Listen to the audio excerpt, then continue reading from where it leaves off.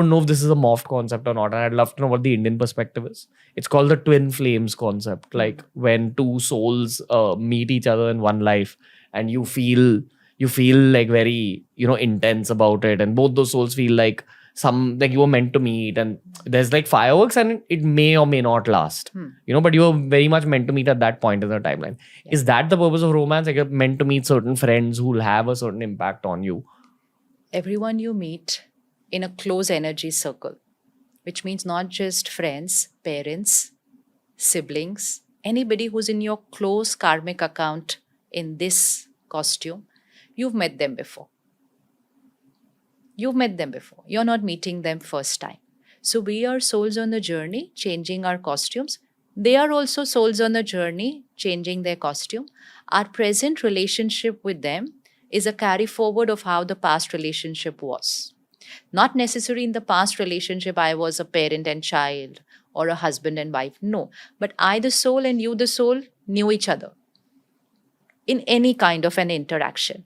It's like, suppose we are meeting today for the first time. Now, this is a meeting. Now, depends on what quality this meeting goes. Does it go on a very harmonious meeting?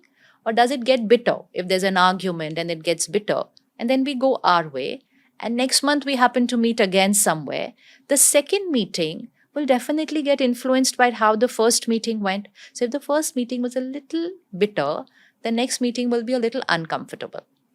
And if the next meeting, neither of us makes an effort to make it better, then the second meeting will even get tougher. We might probably just ignore each other.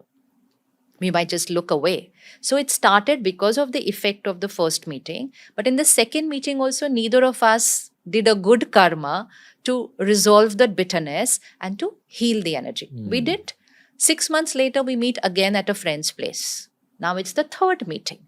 But the third meeting will first start with the influence of the previous two meetings. Again, now depends in the third meeting what karma you and me do. If we continue making it worse every meeting, that means the karmic account is getting bitter and bitter and bitter. So some of our karmic accounts in this lifetime are not very happy ones. They might start on a but then they sometimes are a cause of a lot of pain. Pain can be in any form. Maybe continuously in the relationship there is pain. Maybe someone loses somebody. There is pain, but there becomes pain in that karmic account.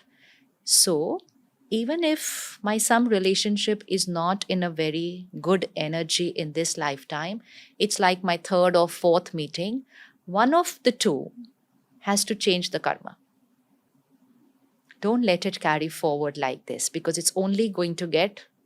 So it started with a simple argument, went to ignoring each other, third, absolute indifference, fourth, talking ill about each other to the other guests who are saying, why aren't you talking to each other? So every next meeting gets worse. And will you keep meeting that person until you sort it out? You will keep meeting that person because that person is in your very strong karmic pattern cycle. You don't meet only the ones which are with the bitter energy. You are always meeting also the ones which are very positive. Beautiful. Anyone with whom I have a strong karmic account, I will keep meeting. So the ones which are beautiful, we continue making them even better.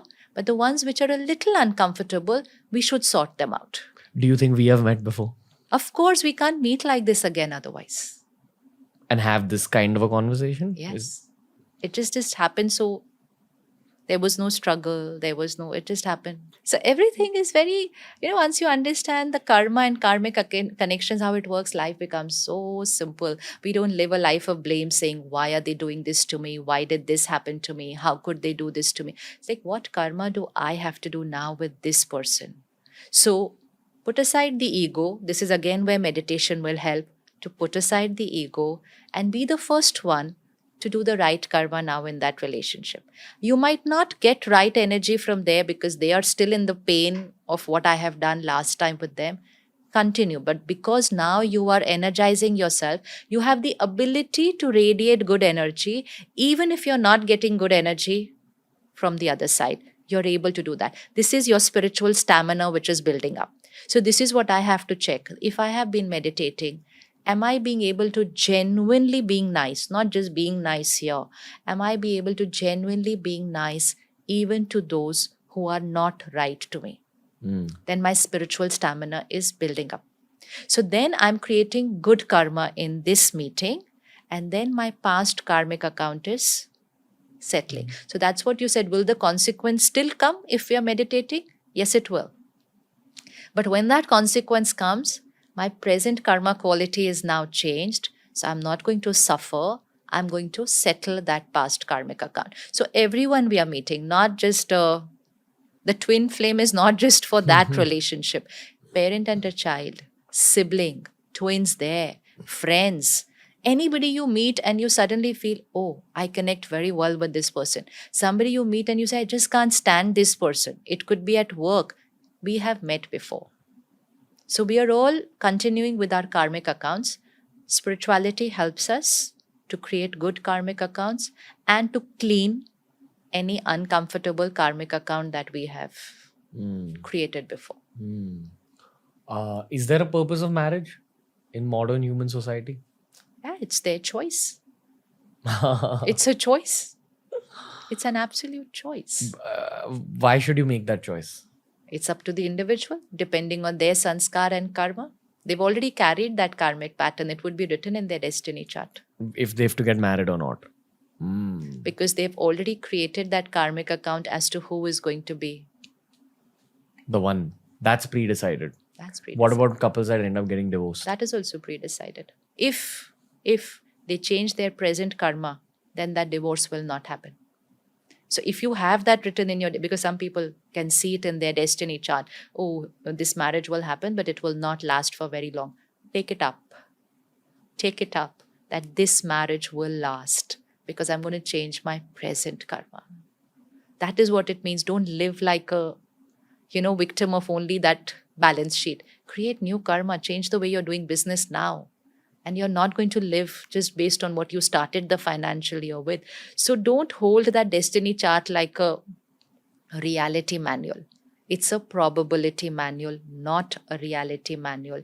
I create my reality. So even if there's anything written which is not we can change it. But we just have to put genuine effort. That's where meditation and spirituality definitely helps. Because you can't just put effort unless you energize yourself. It's like you can't build up your stamina physically unless you do something for it, whatever you choose to do. But you have to do something to build up the stamina. So something has to be done to start creating the right karma. Thanks for watching. Make sure you check out the entire episode and also check out this playlist that we've curated just for you.